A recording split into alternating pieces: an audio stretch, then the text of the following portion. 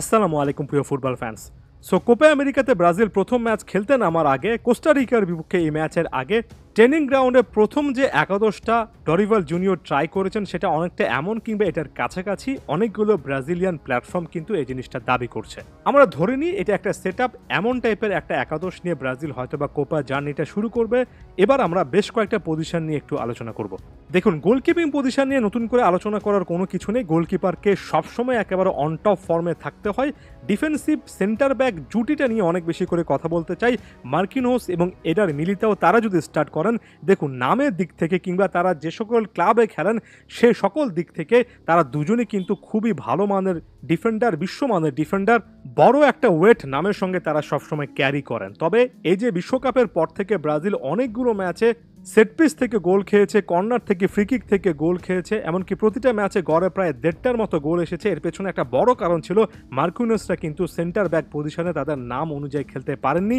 এবং centre back এমন একটা পজিশন যেখানে আপনার একজনের খারাপ খেলার কারণে আরেকজনের পারফরমেন্সও সেটার প্রভাব থেকে যায়। অর্থাৎ একজন সেন্টার ব্যাক কেমন ভালো খেলবেন, কতটা ইম্প্যাক্টফুল পারফরমেন্স দিবেন, সেটা কিছু কিছু ক্ষেত্রে তার সতীর্থ সেন্টার ব্যাক বাকি জনের উপরও কিন্তু নির্ভর করে।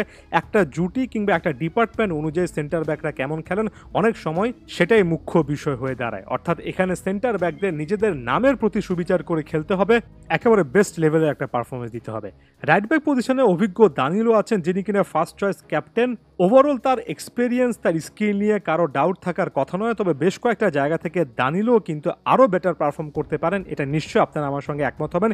বিশেষ করে 1 ভার্সেস 1 সিচুয়েশনে ডুয়েল জেতা, এরিয়াল ডুয়েলস অর্থাৎ বলটা বাতাসে আসলে সেটা আরও ভালোভাবে ক্লিয়ার করা, এমন ছোট ছোট আরও কয়েকটা ব্যাপার কিন্তু ব্রাজিলিয়ান ক্যাপ্টেন সত্যিকার অর্থে নিজের ইম্প্রুভমেন্টের একটা জায়গা দেখতে পারেন। এবং একই রকমের কথা কিংবা একটু বেশি করে হলেও সেই জিনিসটা লেফট ব্যাক পজিশনের জন্য প্রযোজ্য হয়। এখানে সম্ভবত পোর্তোর লেফট ব্যাক ওয়েন্ডেল এই দায়িত্বটা পালন করবেন। 30 বছর বয়সে এই প্লেয়ারও কিন্তু যথেষ্ট অভিজ্ঞ। তার চেয়ে বড় কথা, তার কিন্তু ক্রিয়েটিভ কিছু করার একটু হলেও অ্যাবিলিটি আছে। ফাইনাল থার্ডে বল ডেলিভারি করতে পারেন, ভালো ওভারল্যাপ করতে পারেন।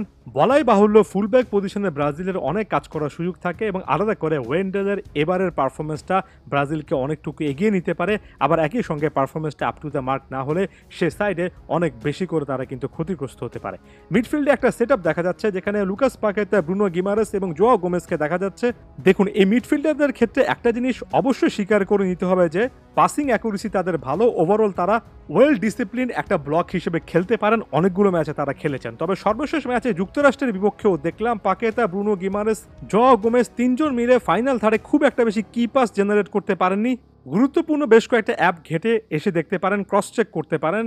চান্স ক্রিয়েটেড কিংবা কি পাস এই পার্টিকুলার সেক্টরটাতে যদি আপনি পিন পয়েন্ট করেন, সেখানে দেখবেন যে ভিনিসিয়াস জুনিয়র ওই ম্যাচে একাধিক সুযোগ মিস করলেও 4-5টা চান্সেস ক্রিয়েট করেছেন। রাফিনা, রদ্রিগো কিন্তু বেশ কয়েকটা কি পাসেস দিয়েছেন। তবে মিডফিল্ড থেকে খুব একটা বেশি কি পাস কিংবা চান্স ক্রিয়েট হয় এমন টাইপের পাস আসেনি। ফাইনাল থার্ডে এই মিডফিল্ড থেকে আরও বেটার পাসিং করতে হবে। বিশেষ করে যেহেতু আপনার কাছে নেইমারের মতো অপশন নেই, মিডফিল্ডে খুবই ডিসিপ্লিন এবং খুবই অ্যাকুরেসির সঙ্গে পাসিংয়ের পাশাপাশি ফাইনাল থার্ডে ওই ডেলিভারি, এমন একটা পাস যে পাসের মাধ্যমে প্রতিপক্ষ ডিফেন্স লাইন ভেঙে যায়, এটা কিন্তু আরও বেশি করে লাগবে। এবং কোপায় অনেক ভালো খেলতে হলে এই মিডফিল্ডারদের সেই দায়িত্বটা একেবারে ম্যাচ ডে 1 থেকে নিতে হবে। ভিনিসিয়াস জুনিয়র, রদ্রিগো একে অপরের সঙ্গে সুইচ করে খেলতে পারেন, বড় একটা শক্তির জায়গায়। এটা নিয়ে আর ইলাবোরেটিং কোনো কিছু বলছি না। দিন শেষে ভিনিসিয়াসের উপর অনেকটুকু নির্ভরতা থাকবে। ওই প্রান্তে রাফিনা রয়েছেন, বদলি হিসেবে নামলেও এন্ডিকের মতো প্লেয়ার আছে, স্যাভিওর মতো প্লেয়ার আছে, অনেক অনেক অপশন। ফাইনাল থার্ডটাই সবচেয়ে বড় শক্তি এবং নির্ভরতার জায়গা। তবে ওই যে বললাম, ডিফেন্সে ভালো খেলা এবং মিডফিল্ডারদের ফাইনাল থার্ড পর্যন্ত ভালো ভালো কি পাসেস দেওয়া, এগুলো খুবই ক্রুশাল পয়েন্ট। এগুলো নিয়ে কাজ করলে অবশ্যই সেখান থেকে পজিটিভ আউটকাম আসবে। যাওয়ার আগে একটা কথা বলবো, এই তথ্য উপাত্তগুলো কিন্তু আমি নিজে নানা রকমের অ্যাপ বা ওয়েবসাইট ঘেঁটে নিজে থেকে বলার চেষ্টা করছি। একই সঙ্গে ব্রাজিল মিডিয়ার অ্যানালিস্টদের বা বিশ্লেষকদের নানা রকমের রিপোর্ট দেখছি, পড়ছি। এটা কখনোই ভাববেন না যে এখানে কোনো একটা দল সম্পর্কে বা ব্রাজিল দল সম্পর্কে সমালোচনা করছি। এটা আসলে ইন্টারনালি কি হচ্ছে সেটা আপনাদেরকে বোঝানোর চেষ্টা করছি, যেটা আর্জেন্টিনার ফুটবলের ক্ষেত্রেও করি। আশা করছি আপনাদের মধ্যে অনেকেরই জিনিসগুলো ভালো লাগছে। ধন্যবাদ সবাইকে।